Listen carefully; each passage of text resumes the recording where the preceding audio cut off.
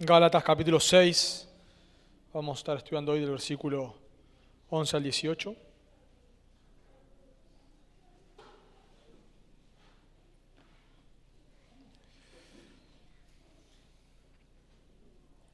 Gálatas capítulo 6, versículos 11 al 18, vamos a orar primero y luego leemos. Oramos. Amado Señor, queremos venir a ti una vez más, pidiéndote por gracia, por misericordia, pidiéndote, Señor, por tu ayuda, por la ayuda de tu Espíritu esta mañana, para poder comprender tu palabra, para poder atesorarla. Señor, no queremos ahora sentarnos frente a ella de manera indiferente. Sé, Señor, que vamos a luchar con nuestros pensamientos, con las distracciones, pero ayúdanos, Dios, por favor, ahora a aprender a temblar ante tu palabra, a poder aprender, Señor, a someternos a ella, a poder esforzarnos por tratar de comprender, de entender, Dios, lo que tú nos quieres hablar en esta mañana y también podamos ponerlo en práctica. Te pedimos que toda la gloria, Señor, en esta mañana te la lleves tú, Dios, y podamos también, a medida que exponemos tu palabra, podamos alabarte, Señor, en nuestros corazones, por favor. También pedimos por aquellos que están aquí, que no te conocen todavía, que tú les llames al arrepentimiento y a la fe. Lo pedimos en el nombre de tu Hijo. Amén. Gálatas capítulo 6. Vamos ya a terminar con la carta, versículos 11 al 18. Gálatas 6, 11 al 18. Leo de la versión Reina Valera, dice la palabra de Dios. Mirad con cuán grandes letras os escribo de mi propia mano. Todos los que quieren agradar en la carne, estos os obligan a que os circuncidéis, solamente para no padecer persecución a causa de la cruz de Cristo. Porque ni aun los mismos que se circuncidan guardan la ley, pero quieren que vosotros os circuncidéis para gloriarse en vuestra carne. Pero lejos esté de mí gloriarme, sino en la cruz de nuestro Señor Jesucristo, por quien el mundo me es crucificado a mí y yo al mundo. Porque en Cristo Jesús ni la circuncisión vale nada, ni la incircuncisión, sino una nueva creación. Y a todos los que anden conforme a esta regla, paz y misericordia, sea a ellos y al Israel de Dios. De aquí en adelante nadie me cause molestias, porque yo traigo en mi cuerpo las marcas del Señor Jesús. Hermanos, la gracia de nuestro Señor Jesucristo sea con vuestro espíritu. Amén. Como notarán, cuando leen las Escrituras, la estudian, escuchamos acá la exposición de la palabra de Dios, la Biblia habla mucho en contra de la falsa doctrina, muchísimo, muchísimo. Tenemos cartas enteras. Judas es una carta que está prácticamente hablando de la falsa doctrina todo el tiempo, de los falsos maestros. Segunda de Pedro es una carta que está constantemente hablando de los falsos maestros. Primera de Juan es una carta que está refutando también herejías. Y lo habrán notado también acá en la carta a los Gálatas. Casi toda la carta a los Gálatas es una defensa en contra de los judaizantes, en contra de la falsa doctrina. El cristianismo está plagado de falsa doctrina. Si hoy nos ponemos a pensar por cada iglesia sana que hay, ¿cuántas iglesias malas hay? Vas a buscar una iglesia sana, ¿cuántas iglesias recorres hasta que encontrás una? ¿Cuántas? En algunos casos ni siquiera hay una iglesia sana en algunos lugares, en las cuales, hay un montón de iglesias, pero alguien te pregunta, ¿conoces una iglesia en tal lugar? Y entras ahí a Google y hay un montón de iglesias, pero quizás no hay ni una para recomendar. Estamos plagados, estamos llenos de falsa doctrina por todos lados. Lo que más ha dañado a la iglesia no ha sido la persecución, sino ha sido la falsa doctrina.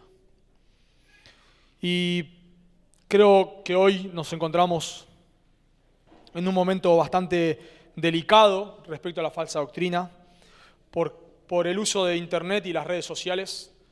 En un momento Internet y las redes sociales y todo lo que escuchamos ha sido una bendición, porque la mayoría de las veces que empezamos a hablar con personas, ¿cómo saliste de la falsa doctrina? Escuchando buenos sermones por Internet, y ha traído mucha bendición. Pero hoy empieza a pasar cada vez más que gente de sana doctrina se empieza a ir a la falsa doctrina por escuchar falsos predicadores. En un momento la sana doctrina se adueñó de las redes sociales y eso fue una bendición. Pero hoy cada vez más hay personas que están saliendo de la sana doctrina para irse a la falsa doctrina. Y todo, por lo general, cuando alguien sale de la sana doctrina y va a la falsa doctrina, por lo general es por detalles. Nadie que ha estado expuesto por años y años y años a la sana doctrina, de la noche a la mañana se cree cualquier cosa. No suele pasar eso. Una persona que nunca estuvo expuesta a la palabra de Dios, quizás sí se cree cualquier cosa, pero una persona que estuvo en la sana doctrina, es muy difícil que de la noche a la mañana crea cualquier cosa. Te digan cualquier herejía y te lo creas, es raro. Sino que por lo general las personas se van de la sana doctrina a la falsa doctrina hoy en día por medio de detalles, por medio de sutilezas, por medio de cosas mínimas. La manera en la cual nosotros, porque estoy hablando de una audiencia que mayoritariamente estamos expuestos a la palabra de Dios, la manera en la cual nosotros podemos irnos de la sana doctrina a la falsa doctrina es por pequeñas cosas, pequeños detalles que nos pueden llegar a hacernos desviar. Por eso justamente en este texto lo que vamos a ver son los detalles detrás de la falsa doctrina. Los detalles, eso tenemos que mirar nosotros. Es muy raro que mañana alguien se pare acá y diga Jesús no es Dios y todo lo creamos. No va a pasar eso. Pero probablemente si nosotros no prestamos atención a los detalles, a las pequeñas cositas, como cuando alguien dice, esto me suena raro, esto no está bien. Son detalles a los cuales si nosotros no prestamos atención, podemos terminar en falsa doctrina. ¿Cómo una persona, yo pregunto, cómo una persona estuvo años y años y años expuesta a la sana doctrina? ¿Cómo puede creer la herejía de los judaizantes? ¿Cómo puede ser? ¿Cómo puede ser que crea la doctrina de los unitarios, la herejía de los unitarios? ¿Cómo puede ser? ¿Cómo puede ser que niegue la Trinidad? ¿Cómo alguien que creyó, abrazó, cómo puede caer en eso? ¿Cómo alguien, porque pasa ya hoy en día, cómo alguien puede irse del cristianismo evangélico, digamos, protestante, al catolicismo? ¿Cómo puede ser? ¿Cómo puede ser que ahora enseñen que la salvación es por obras? Es una locura. Alguien que estuvo por años, hasta quizás enseñó la palabra de Dios, ¿cómo puede ser? Por detalles, cosas mínimas a las que no prestamos atención. Por eso vamos a ver justamente en este texto los detalles, y a eso quiero que prestemos atención, los detalles detrás de la falsa doctrina que nos ayudarán a estar alertas. Los detalles detrás de la falsa doctrina que nos ayudarán a estar alertas. Y el primer detalle que nosotros tenemos que mirar respecto a la falsa doctrina o a los falsos maestros, es lo mismo, es que la falsa doctrina o los falsos maestros desean agradar a las personas. Tenés que prestar atención. Cuando hay alguien que está deseando agradar a los hombres, se te tiene que prender una luz. Noten conmigo, por favor, versículo 11. Dice, mirad con cuán grandes letras os escribo de mi propia mano. Todos, y ahí está, todos los que quieren agradar en la carne, estos os obligan a que os circuncidéis. ¿Notaron ahí la frase? Todos los que quieren agradar en la carne. Esos son los que están obligando a los Gálatas a circuncidarse. Y Gálatas tiene si recuerdan, Gálatas tiene un comienzo muy peculiar.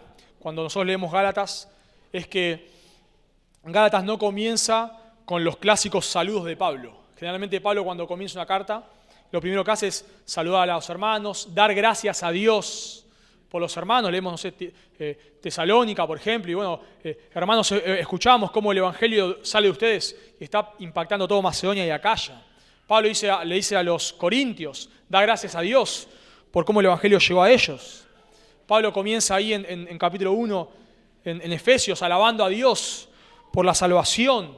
Generalmente hay un patrón en el cual Pablo alaba a Dios, ora por los creyentes, da gracias a Dios por los creyentes, pero cuando nosotros leemos la carta a los Gálatas, vemos que luego de una corta sección, que son 5 versículos, en la que Pablo introduce, digamos, la carta, Pablo comienza ya reprendiéndolos. Apenas comienza la carta. En capítulo 1, versículo 6, Pablo dice, estoy maravillado de que tan pronto os hayáis alejado de aquel que os llamó por la gracia de Cristo para seguir un evangelio diferente. O sea, Pablo apenas comienza, ya resalta que la situación de los Gálatas es grave y los empieza a reprender. Los empieza a reprender porque los judaizantes estaban enseñando que la salvación es creer en Jesús más guardar la ley de Moisés. Ellos enseñaban eso. No negaban a Jesús, no negaban el sacrificio, pero lo que hacían era decir que tenías que creer en Jesús, pero además de creer en Jesús, lo que tenías que hacer era circuncidarte. Y Pablo comienza la carta de manera fuerte, tajante, intensa, y cierra la carta de la misma manera. Cuando vemos lo que vamos a leer, el final de la carta a los Gálatas, no es el cierre final de Pablo. Cuando Pablo cierra la carta, cualquier carta, la mayoría, generalmente hace lo mismo, como hizo al principio. Cuenta sus planes, cuenta qué es lo que tiene pensado hacer, pienso ir a visitarlos, pero primero voy a hacer tal cosa, les cuenta los planes. A veces cuenta sobre cómo está él, cuenta su situación actual, manda saludos, ¿no? Ya lo vamos a ver en Colosenses, lo vemos en Corintios, lo vemos en Romanos, saluda a un montón de hermanos, pide oración por él, como leímos también en Colosenses, en Efesios, pero no hay nada de eso acá, ¿se dieron cuenta? No hay nada de eso. Pablo termina la carta con la misma intensidad con la que la arrancó. Termina la carta desenmascarando a los falsos maestros. Termina la carta, el final de la carta es un resumen de toda la carta.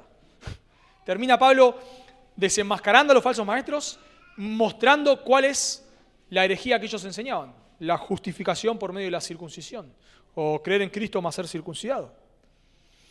Así que Pablo termina de esa manera, desenmascarando a estos falsos maestros. No hay saludos, no hay agradecimientos, no hay planes, no hay oraciones, nada. Termina de la misma manera que comenzó, con una intensidad bastante fuerte. Pablo dice ahí en el versículo 11, mirad con cuán grandes letras os escribo de mi propia mano, el verbo ahí, el mandamiento, mirad es una manera de decir, presten atención. Escuchen bien, diríamos. Escuchen bien lo que le voy a decir. Y por si no fuese claro, si el verbo ahí mirado, presta atención, no fuese claro, Pablo dice, mirad con cuán grandes letras os escribo. Las personas en ese tiempo solían usar amanuenses. Un amanuense era alguien que escribía por vos. O sea, vos dictabas la carta. No es porque Pablo no supiese escribir, sino que vos dictabas la carta y la persona escribía. Entonces, el autor es la persona que dicta, el que copiaba solamente copiaba lo que le dictaban. Y por lo general, cuando terminaba la carta, la persona escribía el saludo de su propia mano, era como ponerle la firma. Como cuando vos te hacen un contrato y te dicen, ¿puedes firmar acá?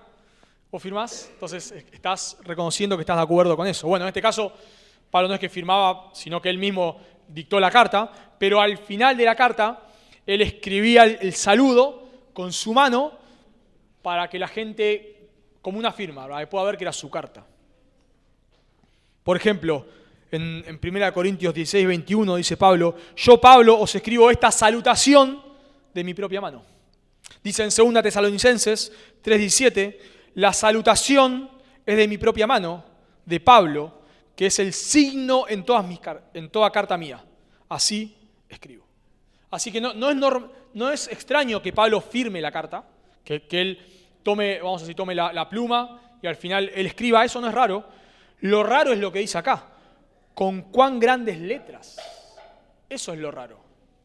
Lo cual esto enfatizaría el mirad, que les diga preste atención, ya es suficiente a que va a decir algo importante. Pero no solamente le dice preste atención, sino que le dice mirad con cuán grandes letras os escribo. Cuán grandes letras es escribir en mayúscula, unciales sería en griego. Y si bien hay varias teorías por las que Pablo escribe con estas letras, algunos dicen que tenía problemas en los ojos, porque había dicho que los Gálatas se hubiesen sacado los ojos para dárselos a Pablo. Otros llegan a decir que Pablo estuvo crucificado en Panfilia y le quedó la mano atrofiada y entonces, no podía escribir bien. No, todos inventos. Lo más coherente con el contexto tiene que ver con que Pablo quiere subrayar la importancia de lo que va a decir. Escribir con letras grandes es como para nosotros escribir en negritas o con subrayados. Cuando vos ves un texto que tiene negritas, ¿qué quiere decir? Que eso es importante. Bueno, cuando acá Pablo escribe esto que les va a decir ahora, lo escribe con letras grandes, lo que quiere hacer es decir, presten atención. Pero si Pablo escribiese con letras grandes, la persona que está leyendo la carta a los Gálatas notaría que lo que va a decir es importante. ¿Se entiende? O sea, si yo ahora yo tengo acá un texto subrayado en negrita, ustedes no lo ven. Yo sé que esto es importante, ustedes no lo ven. Pero al Pablo decirlo, es como que alguien diga, hermanos, les escribo esto en negrita.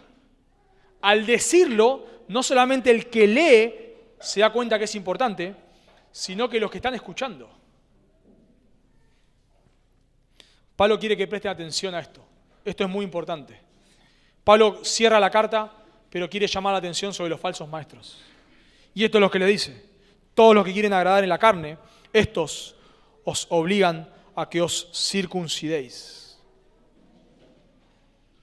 El punto de los falsos maestros era que ellos tenían que confiar en Cristo más circuncidarse. Pablo ya habló sobre estos falsos maestros.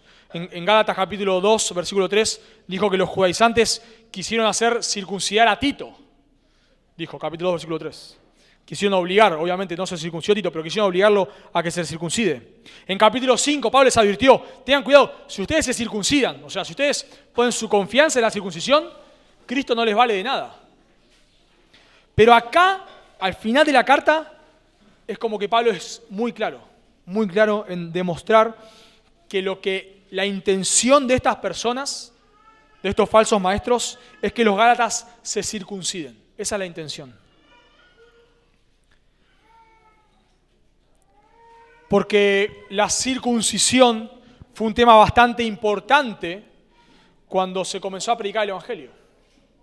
Leemos en Hechos capítulo 15, versículo 1, en el concilio de Jerusalén, vemos que el punto del concilio de Jerusalén, en el cual se reunieron los apóstoles y otras personas importantes, era la circuncisión, ese era el punto. Dice en Hechos 15:1, entonces algunos que venían de Judea enseñaban a los hermanos, si no os circuncidáis conforme al rito de Moisés, no podéis ser salvos. O sea, cuando nosotros vemos concilios en la iglesia, vemos el concilio de Nicea, que discutió sobre la Trinidad. Y ahí Atanasio fue uno de los grandes héroes del concilio de Nicea. Luego hubo otros concilios donde se habló sobre las dos naturalezas de Cristo, se discutió el tema de las dos naturalezas de Cristo, y etcétera, otros concilios que se discutieron distintas herejías. Pero el primer concilio bíblico, ¿qué herejía trata? La de los judaizantes. Impresionante. No, la primera discusión que vemos en la historia de la iglesia no tiene que ver con la deidad del Hijo. Tiene que ver con la circuncisión. ¿Por qué? ¿Por qué tiene que ver con esto? Bueno, justamente porque la circuncisión era algo muy importante para los judíos. Recordemos que según el pacto mosaico, si vos no estabas circuncidado, no eras parte del pueblo de Israel.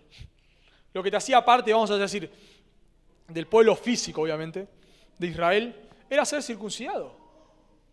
Tenías que circuncidarte. O sea, no bastaba con que vos aceptes las leyes judías. Si vos no te circuncidabas, no estabas dentro del pacto. Era requisito excluyente. Toda persona tenía que circuncidar, todo varón, hombre, debía circuncidarse al 8º día. Entonces era muy importante, muy importante. La circuncisión determinaba si vos estabas dentro o fuera del pacto. Mosaico, obviamente, ¿no? Y los judaizantes acá estaban queriendo hacer que los creyentes en Galacia, que eran gentiles, se circunciden.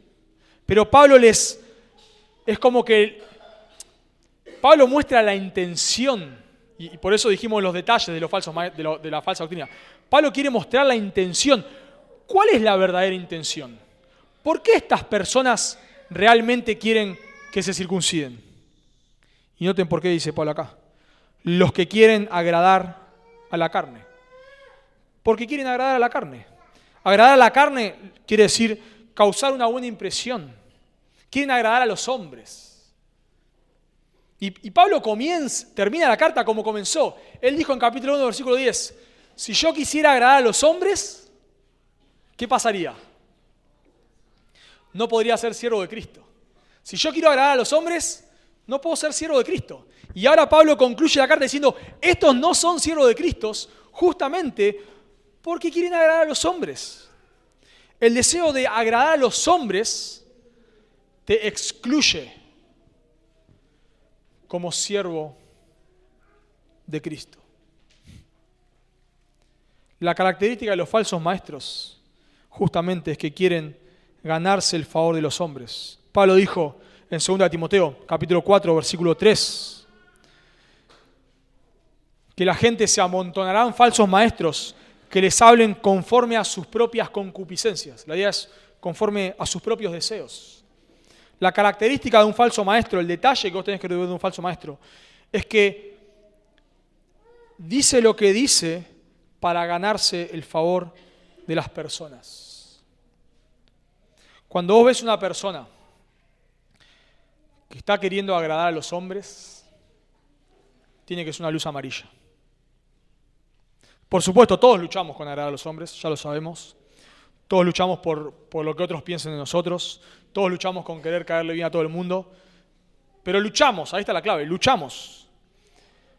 El problema de estas personas es que no luchan. Estas personas se entregan directamente a decir lo que dicen solamente para que otros lo sigan. La característica de un falso maestro es que está demasiado preocupado por lo que otros piensen de él. Nosotros no queremos, por supuesto, no queremos ser ofensivos con nadie. Pablo no quería ser ofensivo con nadie de manera adrede. Él dice, por ejemplo, en 1 Corintios capítulo 8, que si comer carne le fuese tropiezo a alguien, bueno, él no come, no tiene problema. No es que quiera agradar a los hombres, pero bueno, tampoco quiere ser un tropiezo a nadie. Él dice en 1 Corintios 9, ¿no?, que se hizo a los judíos como judíos, a los gentiles como gentiles, etcétera, etcétera, ¿no? O sea, el punto de Pablo ahí es, si hay algo que yo puedo hacer para evitar que otra persona se ofenda, bueno, lo voy a hacer. Y eso no tiene nada de malo, por supuesto.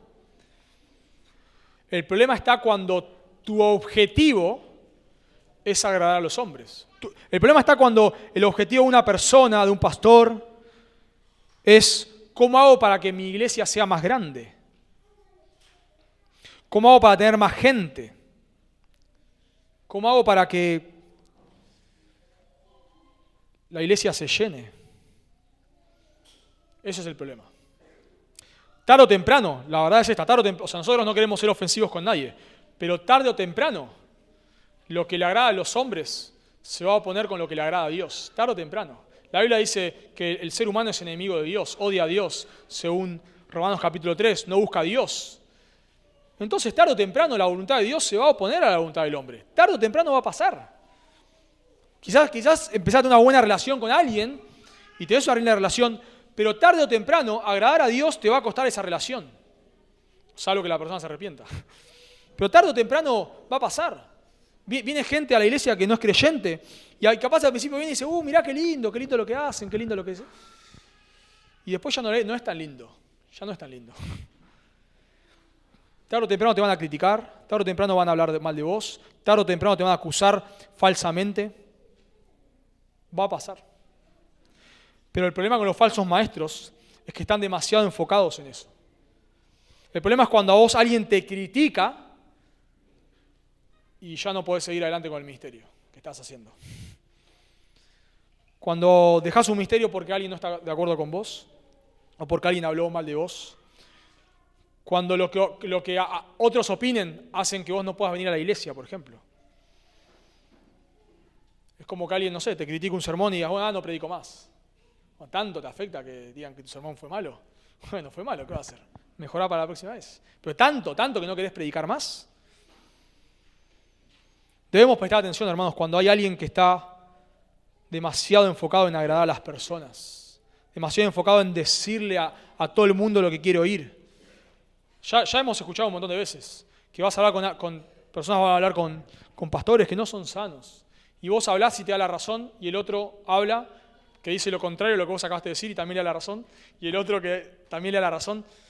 No es como llegamos, esto es marrón, pero viene otro y me dice, esto es amarillo, tenés razón, es amarillo.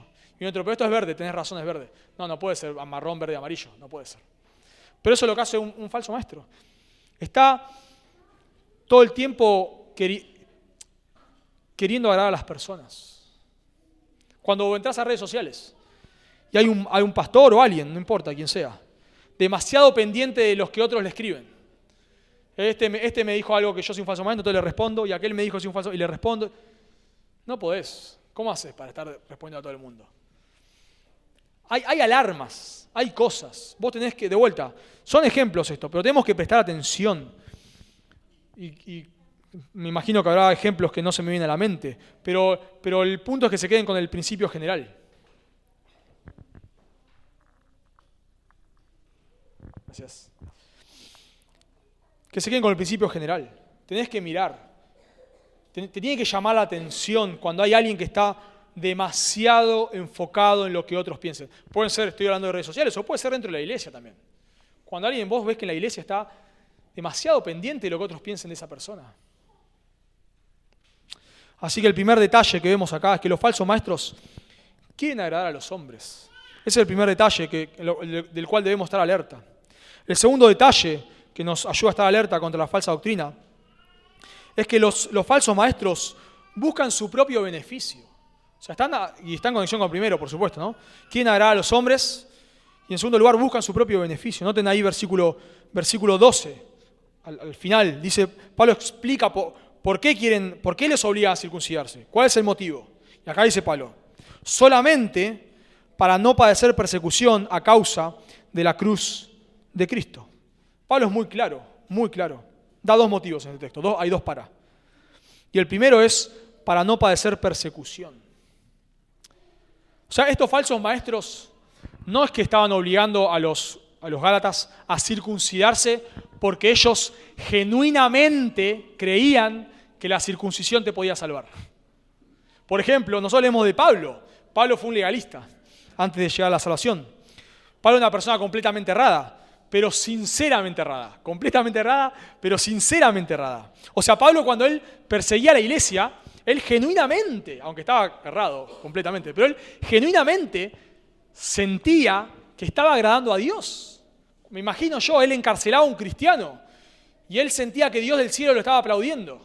O sea, estaba muy errado, pero sinceramente errado. Pablo se esforzaba por guardar la ley. Él dice en Filipenses 3:6, en cuanto a la justicia que es en la ley, irreprensible. O sea, no es que no pecaba, pero el punto ahí es que yo me trataba de hacer todo lo que la ley decía. Pero a estos falsos maestros ni les importaba la ley. No es que ellos realmente creían genuinamente que si vos no te circuncidabas vas a ir al infierno. No, ellos solamente lo hacían para no padecer persecución. Noten versículo 13 conmigo ahí, por favor. Dice, porque ni aun los mismos que se circuncidan guardan la ley. O sea, ellos no están preocupados por guardar la ley. Ellos se circuncidan solamente para no ser perseguidos. Ese es el único punto, evitar la persecución. Ahora, ¿por qué evitar la persecución? Bueno, justamente Porque la persecución al inicio de la iglesia vino justamente por los judíos. Vemos la acusación que le hacen a Pablo cuando él estaba ahí en Jerusalén, en el templo, en Hechos 21-28, cuando lo arrestan. Noten la acusación que le hacen a Pablo. Varones israelitas, dice un hombre, ayudad. Hablando de Pablo, es el hombre que por todas partes enseña contra el pueblo, la ley y este lugar era el templo. O sea, la acusación de Pablo, ¿cuál era? Que Pablo enseñaba contra los judíos. Ahora, Pablo no enseñaba ni contra los judíos, porque ¿a quién le predicaba primero Pablo? A los judíos. Pablo no enseñaba contra los judíos, de ninguna manera. Pablo no enseñaba en contra de la ley. Él dijo en Romanos 7 que la ley es buena si se usa legítimamente. Tampoco enseñaba en contra del templo. Lo que Pablo enseñaba es que ahora estamos bajo el nuevo pacto. Eso es lo que enseñaba Pablo.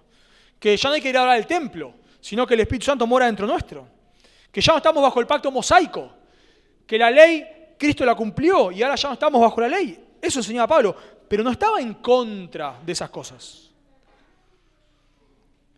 Pero de eso se lo acusaba a Pablo. Él dice en 2 Corintios 11:24, de los judíos 5 veces he recibido 40 azotes menos 1.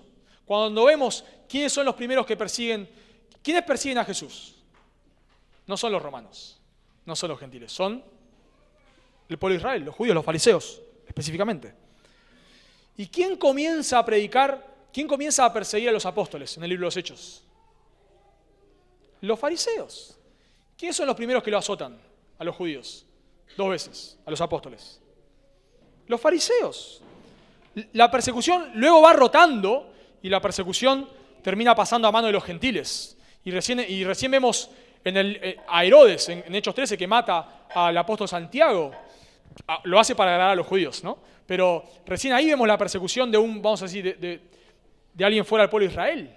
Pero mayoritariamente la persecución, cuando empezamos a ver, es de los judíos. Cuando vemos el primer viaje misionero de Pablo, que va yendo que va a Galacia y empieza a ser perseguido, ¿quiénes lo perseguían?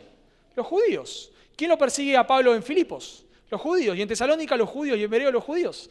Porque la persecución es mayoritariamente de los judíos. Así que estos falsos maestros, el motivo por el cual querían que los gálatas se circunciden, no era por el bien de los gálatas, era por su propio beneficio. El único interés que había detrás de la circuncisión es evitar el sufrimiento. Y la marca registrada de un falso maestro es que busca su beneficio. La marca registrada de un falso maestro es que no le importan las ovejas.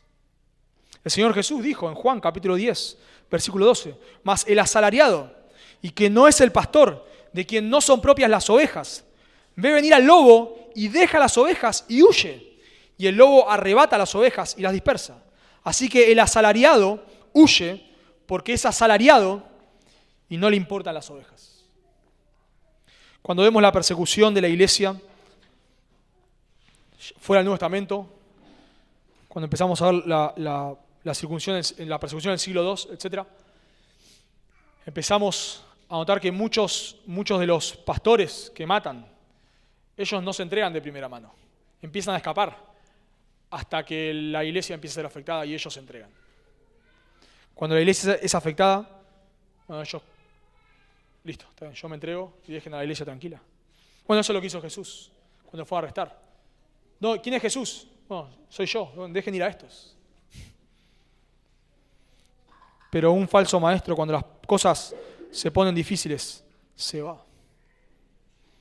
Por lo tanto, tenemos que notar, hermanos, algo que debemos examinar es cuando una persona está todo el tiempo buscando su propio beneficio o está todo el tiempo buscando evitar el sufrimiento.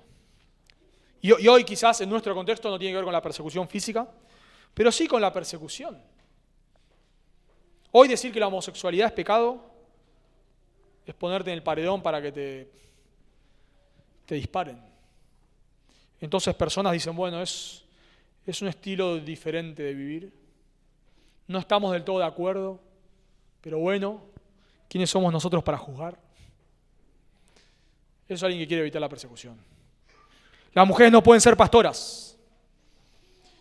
Bueno, es verdad. Pero entonces, aunque no es pastora, lidera la iglesia. Ahora, las mujeres en los contextos sanos no predican, sino que dan conversatorios. ¿Qué es un conversatorio? No sé qué es un conversatorio. ¿Cuál es la diferencia entre un conversatorio y una predicación? No tengo ni idea. Pero suena como más bíblico, ¿no? No, claro, la mujer no puede predicar en un contexto de iglesia, entonces da conversatorio. No puede predicar en la iglesia, así que predica en las conferencias, etcétera. No predica, pero lidera la iglesia. No es pastora, pero es pastora de mujeres. ¿Se dan cuenta, no? Empezamos. Pero ¿por qué? Si la Biblia es clara, ¿por qué hacemos eso?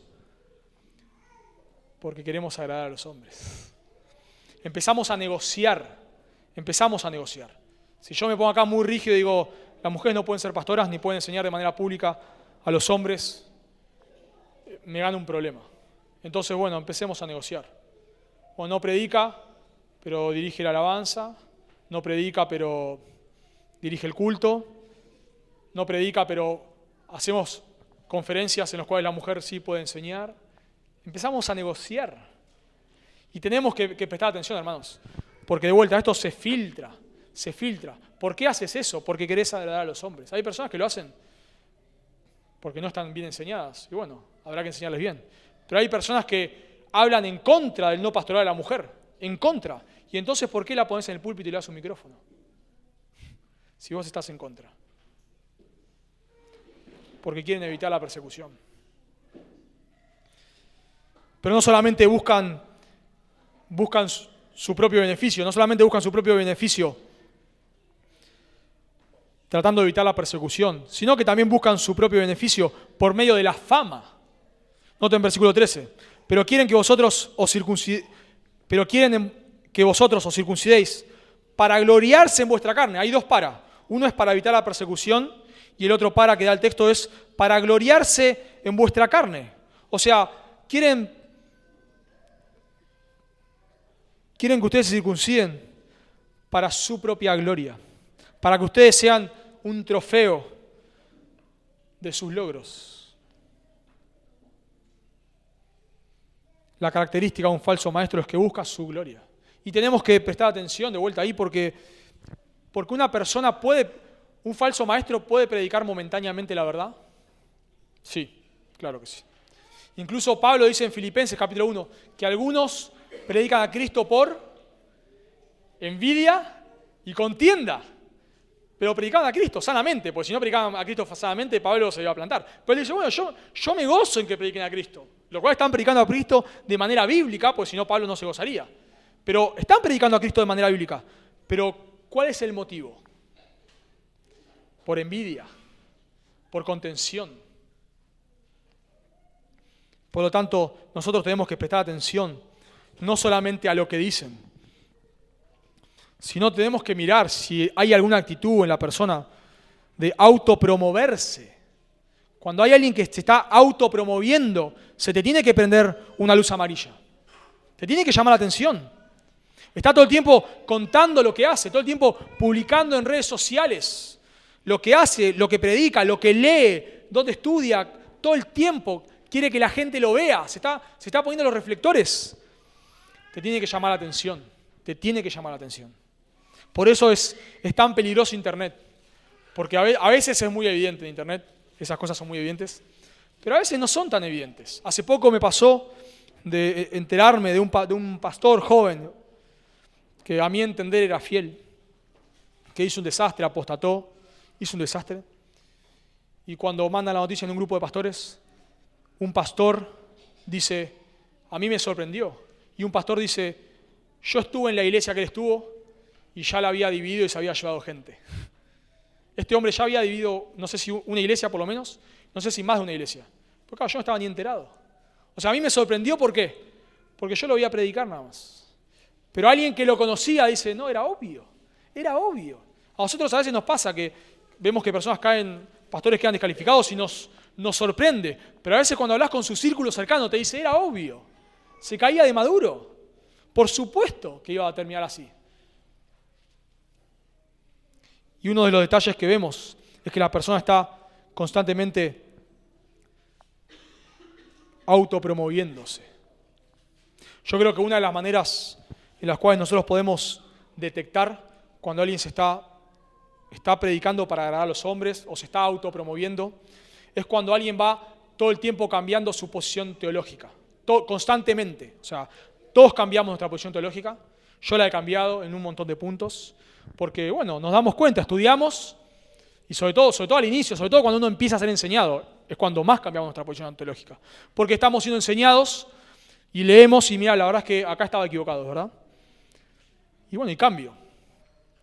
Pero el punto es cuando todo el tiempo, una vez le preguntaban al pastor MacArthur que él admiraba de los profesores del seminario que él estudió, y él dijo que por más de 50 años estos hombres mantuvieron su posición teológica. Ahora, no quiere decir que no cambiaron, en nada, sí cambiaron porque vamos creciendo. Aún el propio MacArthur, él cambia en su posición sobre la filiación encarnada y la filiación eterna del Hijo. Otro día lo explicaremos, pero él cambia su posición teológica respecto a eso. Y no es un falso maestro de ninguna manera. Pero el punto es cuando es constante. Y ves por internet, esta persona era arminiana, se hizo calvinista, era dispensacionalista, se hizo amilenialista, era bautista, se hizo presbiteriano. O sea, no sabes ni qué creías, digamos. O sea, tan errado estabas. Todo el tiempo. Y sobre todo empezás a ver que la coincidencia es que su cambio en posiciones doctrinales tiene que ver con el pastor que está de turno. Generalmente esta persona va cambiando de posición teológica porque el pastor de turno va cambiando su posición, o el pastor que está ahora de turno, digamos, no es que va cambiando, el pastor que está ahora de turno, el pastor famoso, tiene esa postura. Entonces, como tiene esa postura, ahora yo tengo esa postura. Y mañana viene otro que tiene otra postura y la cambio. Y el otro... Eso debe hacernos ruido. No puedes estar todo el tiempo cambiando tu postura doctrinal. Sobre todo si sos un pastor. Se supone que has estudiado, se supone. Y estás preparado, se supone. Y, bueno, mínimamente algo tenés que estar seguro de lo que querés. Entonces tiene que llamarnos la atención, hermanos. Entonces dijimos, en primer lugar, los detalles, ¿no? Detrás de la falsa doctrina. Dijimos, en primer lugar, que tenemos que prestar atención cuando alguien desea agradar a los hombres, desea que las personas lo quieran, lo elogien, etc. En segundo lugar, debemos buscar cuando personas están buscando su propio beneficio, sea evitando el sufrimiento, sea tratando de que todos lo admiren, buscar su propia gloria. Debemos prestar atención. En tercer lugar, la tercera característica de los falsos maestros es que desprecian la cruz. Desprecian la cruz. Noten conmigo, versículos 14 y 15, dice Pablo: pero lejos esté de mí gloriarme, sino en la cruz de nuestro Señor Jesucristo, por quien el mundo me es crucificado a mí y yo al mundo. Ahora Pablo, con ese pero que ustedes notan ahí, está contrastando su actitud con la de los falsos maestros. Noten que usa la misma palabra. Dijo en el versículo 13, para gloriarse, o sea, los falsos maestros los falsos maestros querían que se circunciden, para gloriarse en vuestra carne, o sea, en la carne de los gálatas, en que los gálatas se circuncidaron. Pero ahora Pablo pone un contraste ahí. Pero, lejos esté de mí, en contraste con los judaizantes, lejos esté de mí gloriarme, usa la misma palabra Pablo, gloriarme, sino en la cruz de nuestro Señor Jesucristo.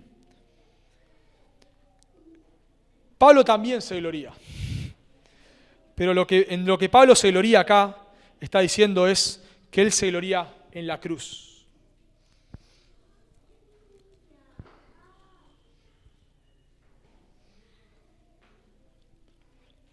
Y esto contrasta, gloriarse en la cruz, contrasta con los falsos maestros. Porque los falsos maestros quieren que los gálatas se circunciden para ellos ser exaltados. Pero gloriarse en la cruz es gloriarse en los méritos de otro. O sea, la cruz es el símbolo de nosotros somos un desastre y no podemos hacer nada. Eso es lo que transmite la cruz. La cruz te quita todo mérito personal. Gloriarse en la cruz es gloriarse en los méritos de otro. Está mal visto gloriarte en los méritos de otro. Por ejemplo, si suele pasar cuando hay personas que fundan una empresa y la llevan al éxito y luego envejecen y se la dejan a sus hijos. ¿Cuál suele ser el comentario de las personas que trabajaron con los fundadores? Estos se la llevan de arriba. Estos no hicieron nada. Yo lo vi a su padre matarse para fundar esta iglesia, esta empresa, para fundar esta empresa, lo vi hacer de todo, matarse, trabajar, lo vi, y estos se la llevan de arriba. No hay ningún mérito en lo que otro hizo. Vos no podés gloriarte en lo que otro hizo. No hay ninguna gloria. Los deportistas, cuando un deportista llega a ser profesional, por lo que fue su padre, ¿cuál es el comentario? A este lo ponen porque es el hijo de fulano. Este juega porque es el hijo de tal deportista. Incluso, no sé si lo han notado, pero generalmente, en general, ¿no? Los que han sido celebridades en la música, en el deporte, etc., sus hijos no hacen lo mismo. Porque por más que seas muy bueno, vos sos el hijo de Messi, por más que seas muy bueno, vas a decir que jugás porque sos el hijo de Messi. Por más que seas muy bueno, es lo que van a decir. Si vos, no sé, sos cantante, porque tu papá fue cantante, por más que sea un buen cantante, van a decir que llegaste a la fama por tu papá. Entonces no querés. Bueno, justamente, gloriarte en la cruz es un absurdo. Te estás gloriando en lo que hizo otro. ¿Qué gloria es eso? Pablo dice en Romanos capítulo 3, versículo 27, luego de hablar de la salvación por gracia, Pablo dice, ¿dónde pues está la jactancia? ¿Dónde está la jactancia? Responde Pablo, queda excluida. No hay ningún mérito. Frente a la cruz vos no podés decir, pero yo hice, yo creí. Sí, porque Dios te dio vida para que puedas creer. Yo me arrepentí. Sí, porque Dios te dio arrepentimiento. O sea, la cruz quita el pero yo. La cruz quita el pero yo. Te quita todo mérito. Por lo tanto, jactarse los falsos maestros querían jactarse en su beneficio y por eso desprecian la cruz. Porque la cruz hace que vos no te puedas gloriar en vos mismo, la cruz hace que vos te tengas que gloriar en otro. La cruz hace que vos seas salvo por lo que otro hizo por vos y no por lo que vos hiciste. Eso hace la cruz. La cruz hace que vos digas frente a la cruz, yo no puedo salvarme por mis obras, no puedo salvarme por ir a una iglesia, no puedo salvarme por bautizarme, no puedo salvarme por nada. La cruz es la muestra de que no podés hacer nada, nada. Y por eso Dios tuvo que hacerse hombre y cumplir la ley que vos no podés cumplir y recibir la ira que vos mereces. Eso refleja la cruz. La cruz es el símbolo de no podemos hacer nada. Estamos arruinados, completamente arruinados. Y la única manera de ser salvos es recibir el regalo de la salvación por medio de la fe, creer que Jesús en la cruz estaba muriendo en mi lugar y pedirle que me salve, sin ningún mérito. Pero la cruz no solamente te quita todo mérito personal, sino que incluso la cruz es despreciable. Hoy en día nosotros leemos la palabra cruz, o escuchamos la palabra cruz, y es algo lindo. Vemos por todos lados cruces iluminadas, hermosas, vas a iglesias con cruces en la pared, todas con luces LED, muy lindas, hermosas. La gente no cristiana lleva cruces de oro, lleva cruces de pulseras, en los autos se ponen cruces, es decorativo. Pero la cruz en el primer siglo era lo más humillante que podía haber. Dice un escritor, escuchen lo que dice un escritor, la palabra latina crux se consideraba una expresión tan burda que ningún romano educado la pronunciaría en público. O sea, nadie, un romano educado en público, nunca diría la palabra cruz, jamás, porque es despreciable.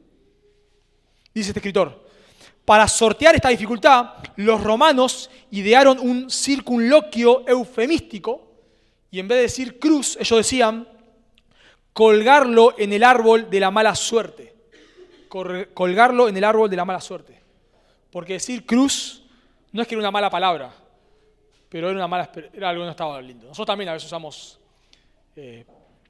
eufemismos, para no decir palabras que son duras. Bueno, cruz era una palabra despreciable, despreciable. La cruz en el primer siglo era algo horrendo. Pablo dice, ¿no?, que la cruz es locura a los que se pierden. En 1 Corintios 1:18, en 1 Corintios 1:23 dice, pero nosotros predicamos a Cristo crucificado, o sea, en la cruz. Para los judíos ciertamente tropezadero y para los gentiles locura. Si Dios no abre los ojos de una persona, la cruz es algo despreciable.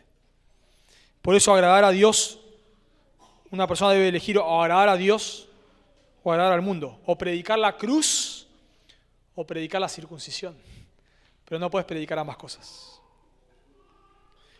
Noten lo que hacía que Pablo predicase la cruz. Versículo 14. Porque en el mundo me es crucificado a mí y yo al mundo. O sea, Pablo se está contrastando con los falsos maestros. Los falsos maestros predican la circuncisión porque quieren agradar a los hombres. Pero yo predico la cruz porque quiero agradar a Dios. Y porque el mundo me fue crucificado a mí. Lo que Pablo predicaba, justamente, es que la manera de ser salvo es por medio de la cruz y no por tus méritos. Noten versículo 15. Porque en Cristo Jesús ni la circuncisión vale algo, ni la incircuncisión, sino una nueva creación. Pablo está diciendo, yo predico la cruz, yo me glorío en la cruz, porque en la cruz no hay ningún mérito. Porque la cruz no trae ninguna gloria para mí. ¿Qué gloria hay para mí? ¿Qué gloria hay?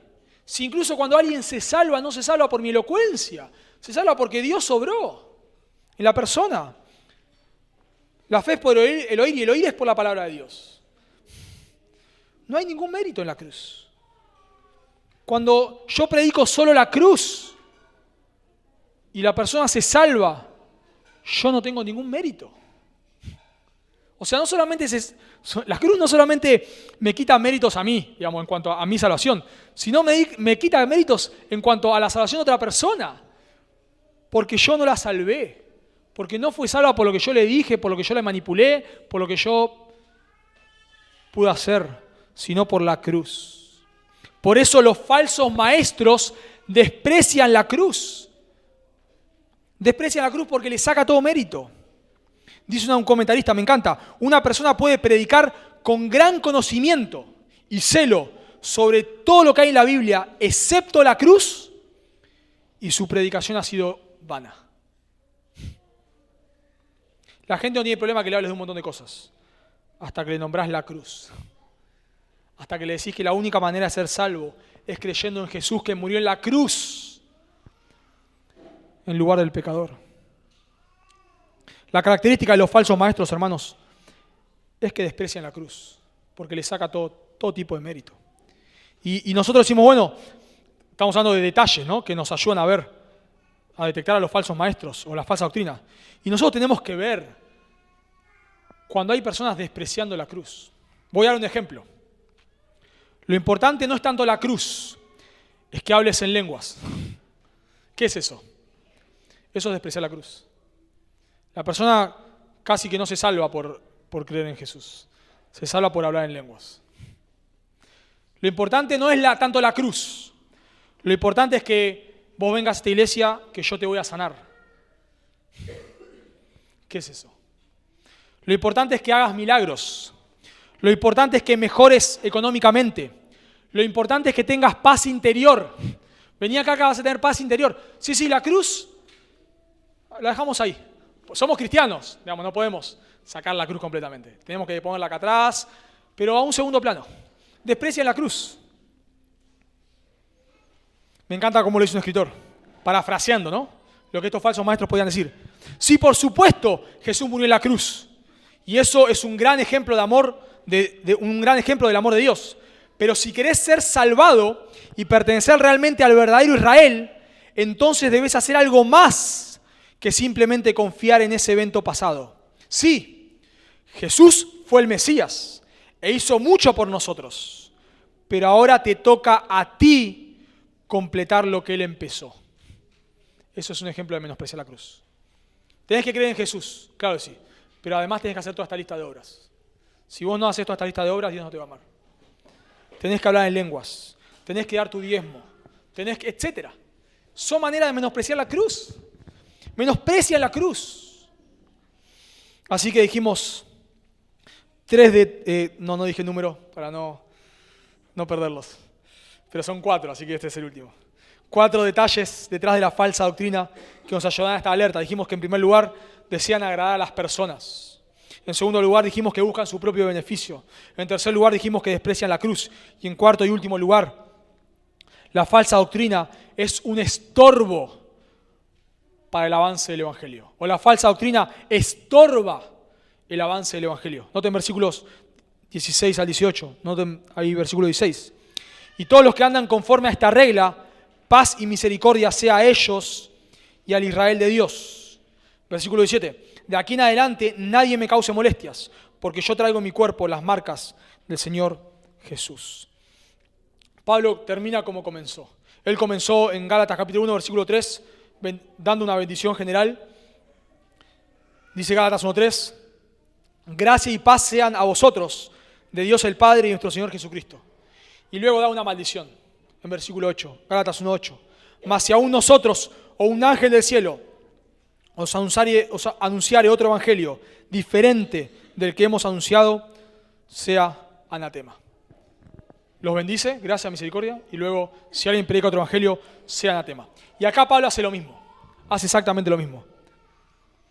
Pablo, al terminar la carta, pone, vamos a decir, traza una línea en el piso y dice, los que están de este lado, sean bendecidos.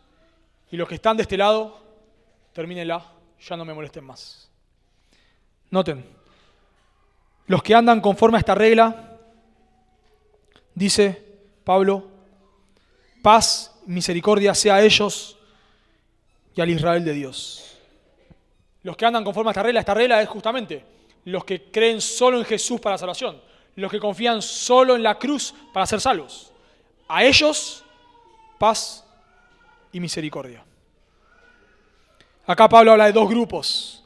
A ellos y al Israel de Dios, ellos son los creyentes gentiles, el Israel de Dios son los creyentes judíos. Algunos dicen acá que Pablo está diciendo que la iglesia ahora es el Israel de Dios, pero gramaticalmente es posible, pero es muy raro. Es como que yo diga esto, supongamos, yo la pelota pateo.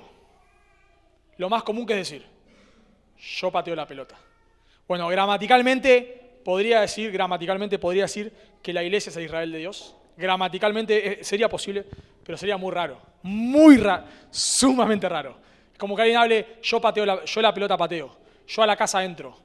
No, lo más normal es yo entro a la casa.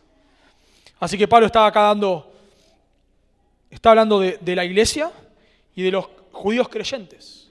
Algunos dicen acá que acá Pablo está enseñando que ahora la iglesia es el verdadero Israel, pero sería muy raro que Pablo enseñe esto en un versículo terminando la carta. O sea, tiene una bomba, digamos, y la deja ahí.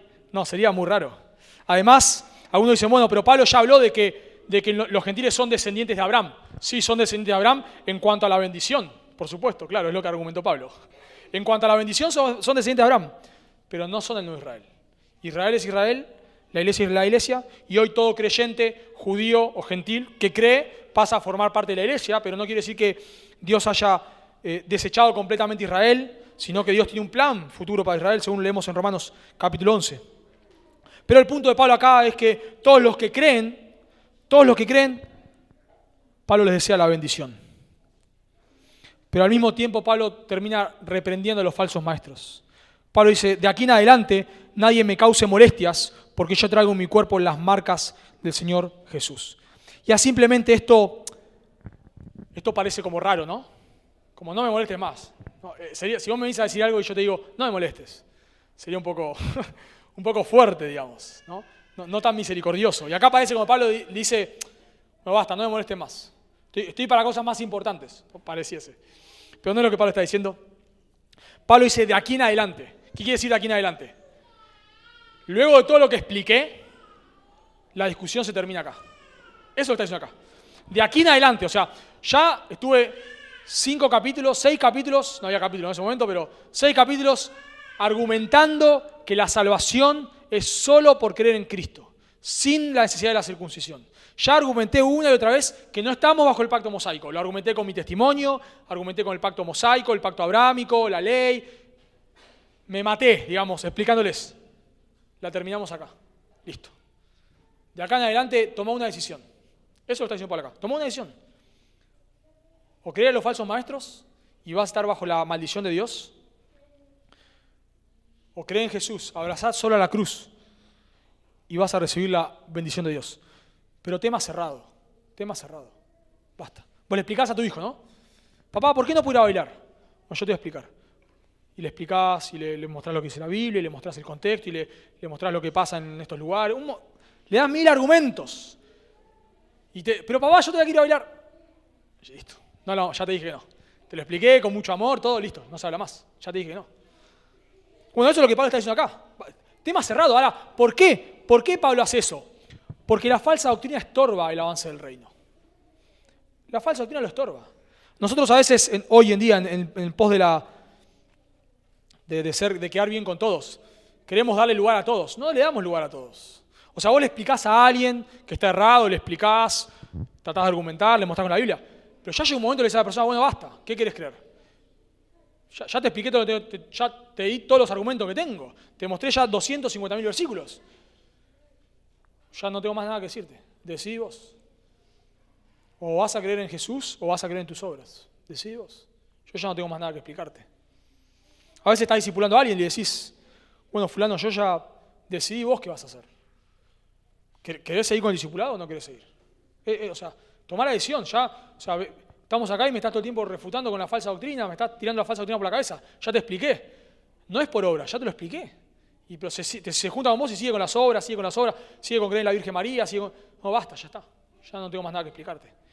Y eso hace Pablo acá porque la falsa doctrina estorba el Evangelio. Nosotros a veces decimos, todos son bienvenidos en la iglesia. No todos son bienvenidos. No todos son bienvenidos. Si vos venís a traer falsa doctrina, no sos bienvenido acá. Ahora, no lo digo yo, lo dice la Escritura. Juan dice en 2 de Juan 10, si alguno viene a vosotros y no trae esta doctrina, la sana doctrina, no lo recibáis en casa ni le digáis bienvenido. La falsa doctrina estorba, hermanos, el avance del Evangelio. Cuando nosotros estamos en una iglesia, todo el tiempo, de adentro de la iglesia, si nosotros hemos estado todo el tiempo en la iglesia, luchando con personas de adentro de la iglesia por la sana doctrina, no avanzamos. Es como cuando nosotros miramos los reinos seculares, ¿no? Digamos, los reinados seculares. ¿Cuáles son los reinados que más avanzaron? Los que tuvieron en paz. ¿Por qué el reinado de Salomón fue tan espléndido? Bueno, pues Dios lo bendijo, por supuesto. Pero Salomón no tuvo guerras. Pero David se mateó peleando con todo el mundo. Entonces, cuando generalmente hay, y mismo una nación, hay una guerra civil, ¿qué pasa? La nación se destruye. Y lo mismo pasa en una iglesia, hermanos. Si nosotros estamos acá todo el tiempo teniendo que argumentar que no hacemos milagros, que no hablamos en lenguas, y la persona insiste y quiere, no, pero yo quiero venir acá, quiero hablar en lenguas, quiero que hagan milagros, quiero que me sanen, quiero que... De adentro de la iglesia, bueno, buscate otra iglesia. Perdón, pero no podemos estar todo el tiempo batallando con esto. Todo el tiempo luchando. O sea, te explicábamos todo con mucho amor, pero llega un momento que, bueno, basta. ¿Hasta cuándo? Y lo mismo, no sé, en cualquier doctrina que podamos creer. Estamos explicados, pero llega un momento que decimos, basta. Ya está, hasta acá llegué. Y eso es lo que está haciendo Pablo acá. Es como, bueno, no se habla más del tema. Ahora ustedes decían que van a creer. O van a creer la falsa doctrina, pero ya está. Y a veces nosotros tenemos que aprender de esto, hermanos. Tenemos a veces que ser sabios. Hay veces que nosotros tenemos que ser tajantes. Bueno, fulano, ya te expliqué. Acá no hablamos en lenguas. Ya te lo expliqué. No, pero ¿por qué? Bueno, pero a un pastor, yo vi en internet. Ya. No hablamos en lenguas. ¿Te querés quedar? Sos bienvenido. Siempre y cuando no estés sacándole al tema de las lenguas. Porque si no te vamos a echar. Entonces, eso es lo que hace Pablo acá. Porque estorba, hermano. Nosotros necesitamos a veces cuidar a la iglesia. Y cuando nosotros estamos, de vuelta, empezando a escuchar falsa doctrina, vamos a hacer un estorbo para la iglesia.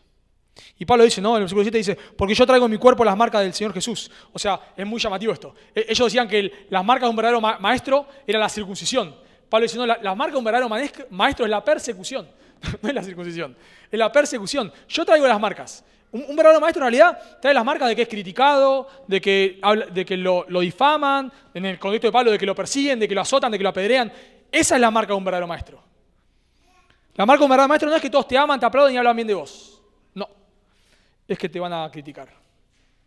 Me encanta cuando yo hoy en día hablo con pastores ya muy experimentados y a veces digo, ¿sabes qué me está pasando esto?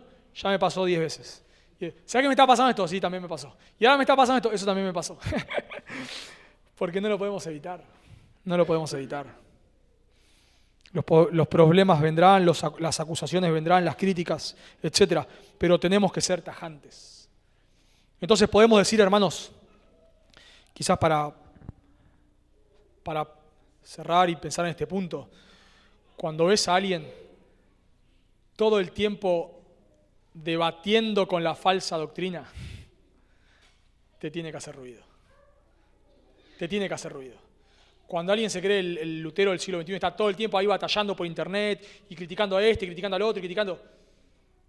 pará. ¿Cuándo bendecís a alguien? ¿Qué tiempo te queda para pastorear a alguien, aconsejar? Para ayudar a un esposo como amar a su esposa, a una esposa como someter a su esposo, a un padre como criar a sus hijos, a un hijo como someterse a sus padres, como ser un buen empleado. ¿Cuándo enseña? ¿Está todo el tiempo hablando de la falsa doctrina? ¿Todo el tiempo? Tiene que llamar la atención. A veces pensamos que son héroes de la fe. No digo que todos, porque hay muchos que son una bendición, pero nos tiene que llamar la atención, porque si vos estás todo el tiempo, alguien que está todo el tiempo criticando a la falsa doctrina, constantemente preguntamos, pará un poco, pará. Porque Pablo acá no hace esto, no sigue 15 capítulos más. Listo. Tema terminado. Hay una falsa doctrina entrando en la iglesia, la rebatimos. Tema cerrado. Y concluye Pablo en el versículo 18, hermanos, la gracia de nuestro Señor Jesucristo sea con vuestro espíritu. Amén. Termina hablando de la gracia. Justamente cita la gracia, comenzó la gracia, termina la gracia, hablando de que la salvación es por gracia, no es por obras. Así que, hermanos, debemos estar atentos nosotros con los detalles de la falsa doctrina. Debemos velar, debemos prestar atención, no podemos ser ingenuos. Pero por último, si vos estás acá y no sos un creyente, vos también tenés que tomar una decisión. ¿Qué vas a hacer? ¿Vas a seguir confiando en tus obras? ¿Vas a seguir resistiendo al Señor? ¿Vas a seguir confiando en que te bautizaste? ¿En que viniste a una iglesia? ¿En que tus padres son creyentes? ¿En que de chiquito te llevaban a no sé dónde? ¿En qué vas a confiar? Ya te explicamos el Evangelio muchas veces. Muchas veces. ¿Qué vas a hacer? Ya está, ya no hay nada nuevo que explicarte.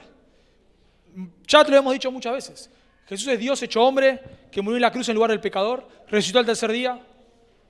La ley que vos no puedes cumplir, la cumplió. Tenés que arrepentirte y creer. Aborrecer tus obras, aborrecer tu pecado y poner tu confianza en Cristo. ¿Qué vas a hacer? Ya no hay nada más que explicarte. No hay nada más que... No sé, te pongas un dibujito, pero no hay nada ya. ¿Qué vas a hacer? ¿Qué vas a hacer? Te ruego, de verdad, yo te ruego, si vos estás acá, no has puesto tu confianza en Cristo, que ahora mismo te vuelvas de tus pecados a Él. Oramos. Amado Señor, damos gracias, Señor, por tu palabra. Señor, damos gracias por personas que nos han enseñado la verdad. Gracias por personas que han invertido tiempo en nosotros. Nos han enseñado, discipulado, han predicado tu palabra, la han modelado para nosotros.